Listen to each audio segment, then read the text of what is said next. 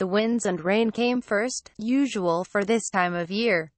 Crops drown in the sodden earth. The price of vegetables and fruits in the market rises, and, as the rain and wind beat down on the tin roofs and wooden frames of many of our homes, communities bear down for more torrential storms. Gushing floodwaters and devastated infrastructure come next, and lives are lost in their wake.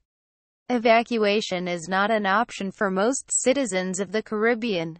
Instead of escape, survival is a matter of endurance. Irma hits the Caribbean. In pictures read more. What were predictable changes to the wetter, dry months in the Caribbean are now increasingly irregular weather patterns, bringing serious weather events that demand more resources and attention to mitigate escalating damage, including loss of life. There is widespread agreement in the region, based on meteorological data as well as lived experience, that Caribbean seasons, noteworthy for shifts in temperature and precipitation, are changing. As residents in the region, sometimes we wonder if change is a powerful enough word to represent the realities of rising seas and battering rains, coastal erosion, and habitat loss, new agricultural stresses and higher food import bills, as well as the loss of human life. Despite broad consensus, we must be clear that climate change is not the only villain. Regional underdevelopment and global economic polarisation exacerbate the effects of disasters.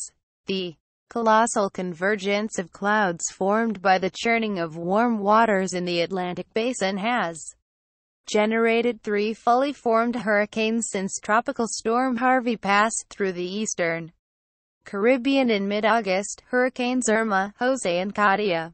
The Atlantic basin has not seen activity of this nature since 2010, when Category 3 hurricanes Igor and Karl joined Category 4 Julia to bring disastrous impacts to Caribbean islands.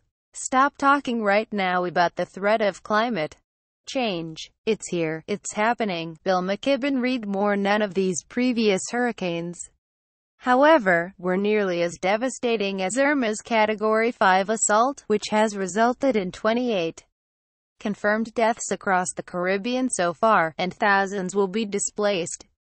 Those whose lives have been washed away, leaving them without shelter, include street dwellers, homeless people, squatters and others living precariously in rural, hillside, and coastal areas, which are prone to landslides, collapse and flooding.